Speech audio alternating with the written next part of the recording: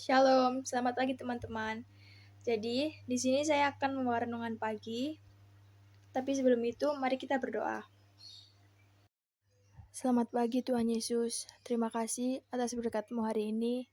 Engkau masih memberikan kami kesempatan untuk menikmati berkat-Mu di pagi ini. Kami bisa merasakan sinar matahari dan masih bisa bernafas. Sebentar kami akan melakukan renungan pagi yang kami ambil dari sebagian kitab-Mu. Sertai dari awal, pertengahan hingga akhir, hanya di dalam nama-Mu kami sudah berdoa dan mengucap syukur. Amin. Di sini saya mengambil tema masa depan yang diambil dari Amsal 23 ayat 18 yang berbunyi, karena masa depan sungguh ada dan harapanmu tidak akan hilang.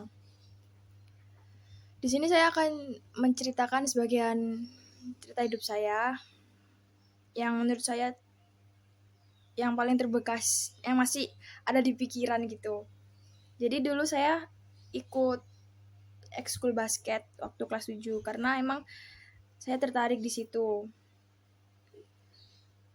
Tapi yang buat saya sedih itu nggak ada satupun anggota keluarga yang ngedukung saya di bidang basket.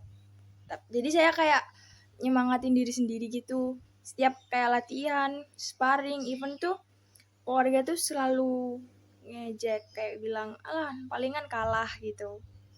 Palingan nggak bakal menang gitu.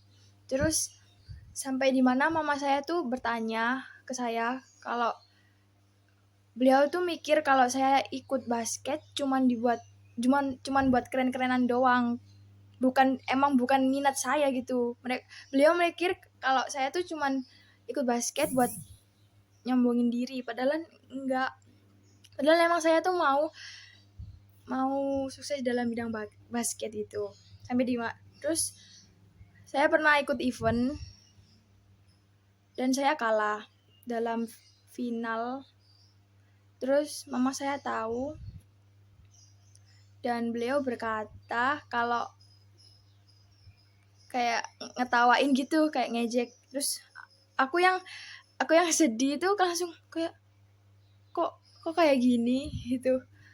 Terus akhirnya aku mulai saat itu aku udah nggak mau cerita lagi kalau ada sparring, ada event, aku nggak mau cerita lagi. Aku nggak mau ngasih tahu menang atau kalahnya, aku nggak mau kasih tahu. Setiap ditanya kayak tadi menang apa enggak gitu, aku langsung kayak pergi gitu. Aku bilang nggak tahu gitu. Dan pernah di saat aku udah mulai kayak pengen nyerah, aku curhat ke temen aku. Katanya dia tuh bilang udah nggak usah dipikirin, mending fokusin diri dulu sama Tuhan Yesus, curhat ke Tuhan Yesus, curhat apa yang kamu mau utarakan tuh curhatin gitu, kayak keluarin ke Tuhan Yesus. Dan akhirnya aku turutin.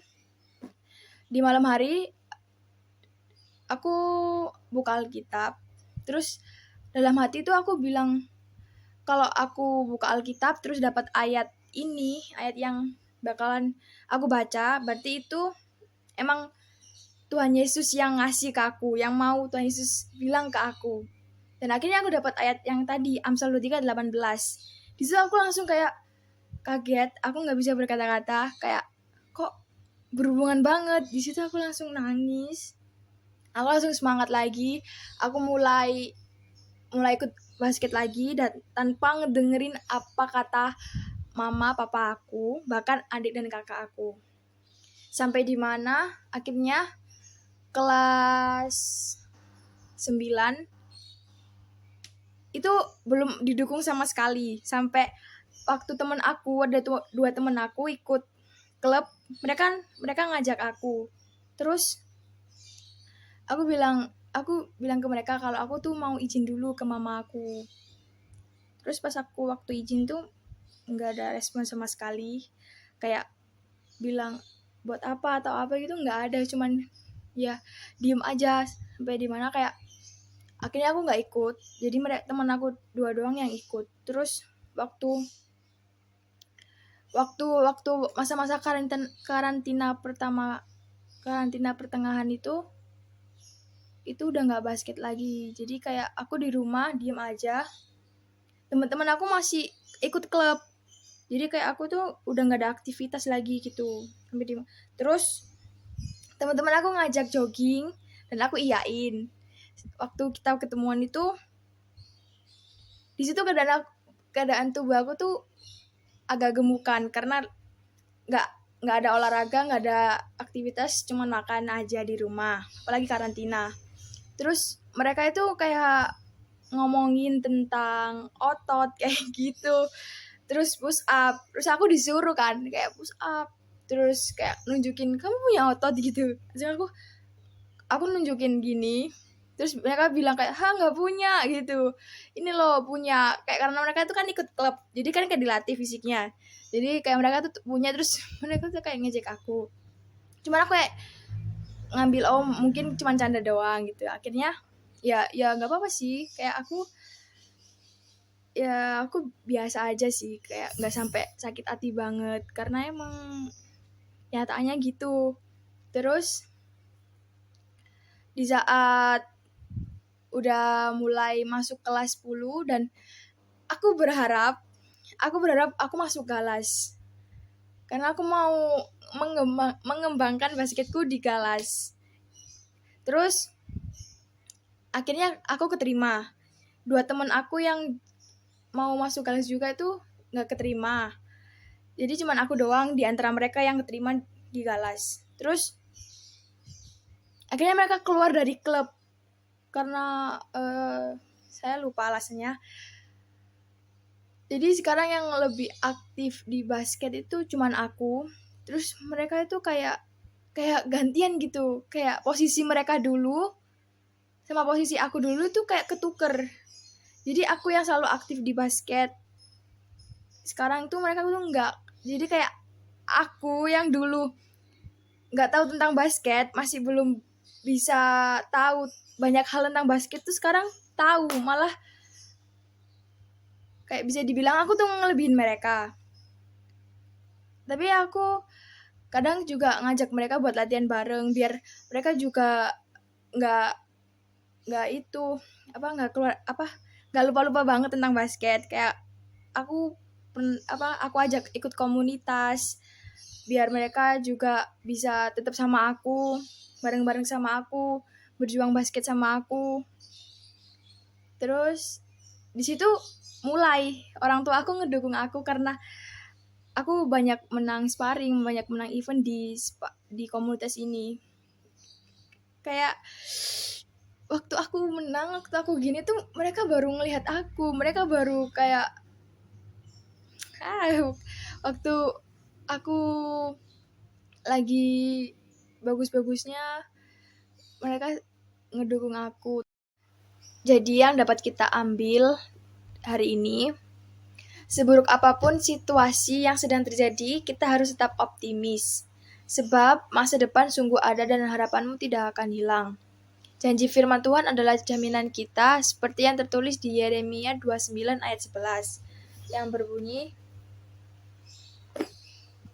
sebab aku ini mengetahui rancangan-rancangan apa yang ada padaku mengenai kamu. Demikianlah firman Tuhan, yaitu rancangan damai sejahtera dan bukan rancangan kecelakaan, untuk memberikan kepadamu hari depan yang penuh harapan.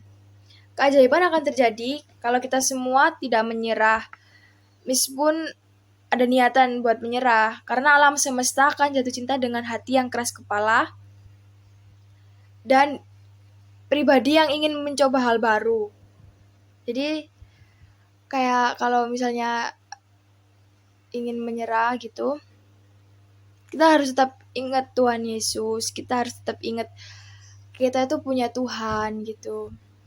Kita tuh harus percaya, kita percaya kalau masa depan itu sungguh ada, dan kita harus menyerahkan kehidupan kita tuh ke Tuhan Yesus biar kehidupan kita tuh akan bersinar gitu, akan cerah di masa depan nanti. Jadi itu aja dari saya. Pokoknya semangat, nggak boleh menyerah, nggak boleh sampai kita tuh dapet di titik dimana kita bisa merasakan hasil dari perjuangan kita selama hidup ini. Jadi ya itu Sebelum itu kita menutup dengan doa. Mari kita berdoa. Tuhan Yesus, kami sudah menyelesaikan renungan pagi kami. Terima kasih atas berkat-Mu. Engkau telah melancarkan renungan pagi ini. Sebentar kami akan melanjutkan aktivitas kami yang lain. Sertai kami, bimbing kami, jauhkan dari peristiwa yang tidak kami inginkan. Hanya di dalam nama-Mu kami sudah berdoa dan mengucap syukur. Amin.